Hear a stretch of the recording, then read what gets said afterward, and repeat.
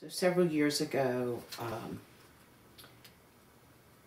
I was nominated for an award at the that was sponsored by the International Society for Technology Education, and You've won quite a few awards. No, I really haven't. I really haven't won that many awards. But this particular award was for, in memory of the wife of the person who had set it up. She was a preschool teacher. He was a educational technology teacher in Phoenix at the university, and she was always taking his discards back to the classroom. And so when she died, he decided to set up an award in her memory for a preschool through grade 2 teacher who showed vision and excellence in bringing technology to young children. So I was nominated. I had won the state technology teacher award, and then a friend of mine passed that information on to have me apply for this award. And since then, that year, when I won it, I felt like I should just pay it forward because I got a lot of inspiration from Kathy Cassidy. She won the next year. And I'm very pleased to announce that. So someone from Maine won last year, and my friend Amanda in Australia, it's just been announced that she's the winner for this year. So the three of us, kind of the three musketeers are, and it just, you know, it's very nice. It's just a really nice thing.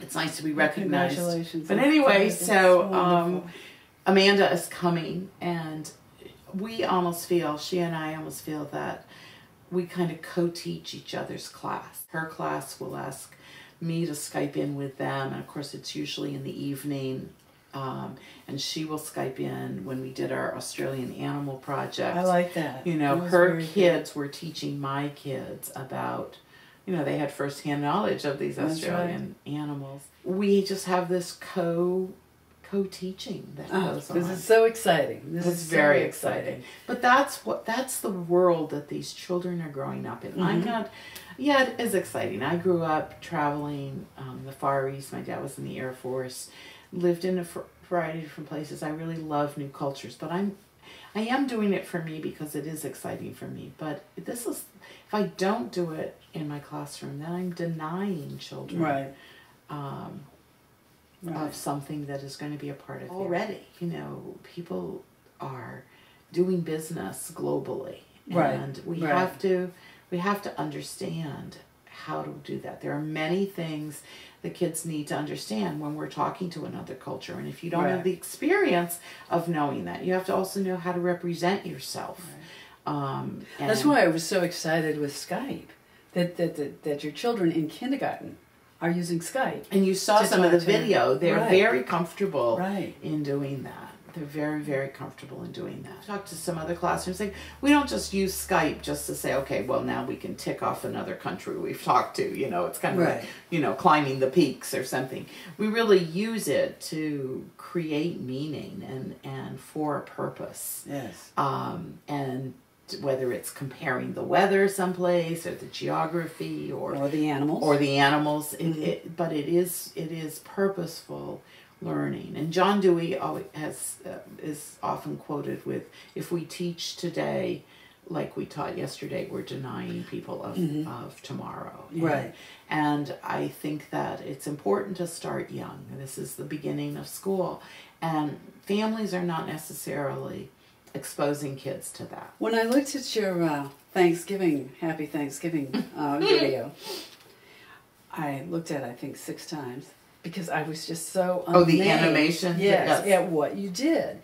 And one of the things that I thought of, did you do that, or did you actually have the kids involved doing it, or did they see the end product? No, they did it.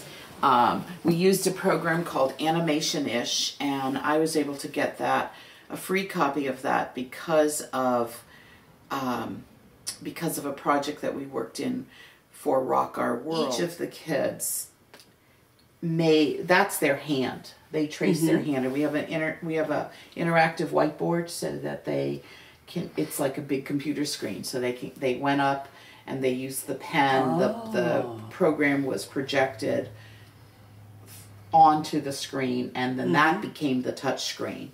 And the interactive whiteboard has actually transformed a lot of the learning that that happens. So they trace their hand, and then it was fairly small. Then you can enlarge the tracing, and then they decorated their turkeys, their hands like turkeys. And then you can actually copy, group that whole thing. And so then we put some of the turkeys together, and each part of it's animation. So what you have on one screen, then you have the next screen, it shifts to that. And so that's how. And the name of this product is called what? Animation-ish. Animation. And it's developed by Faith. So here's the whiteboard. In the background, that's Amanda, and so you can just project your computer screen onto there, or you can actually use it as a touch screen. So when the Skype window opens, one of the kids takes the pen, which is like the mouse, and then touches to call the phone, to open up the phone. It's transformed what we're able to do. Kids can look at the photographs that they've taken, and instead of trying to negotiate with a computer, they can actually drag the photos and decide what photos to put in a slideshow. Oh, nice. They can, by the end of the year, I'll have some kids who will be good at editing video. And they can do this on a PC, as they don't have to have a Mac. No, it's a PC that we use at school. Yeah. But on this particular video, whenever we have a Skype call, I have a program that records the Skype call, and then I edited the video to make it possible for us to see. So this is, it records as a split screen. This is us, and that's the Gems and Abby.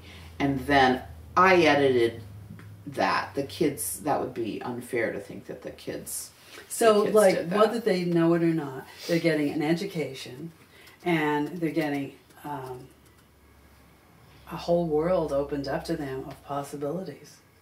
Yes. Yes. And hopefully they'll find it as being just normal and things that they don't think anything of it. In fact, we have 8th graders who are our big buddies, and the first year that we had the whiteboard, the kids are like, "Mrs. Nee, we never did this." And I'm like, it wasn't invented yet. We couldn't blog then.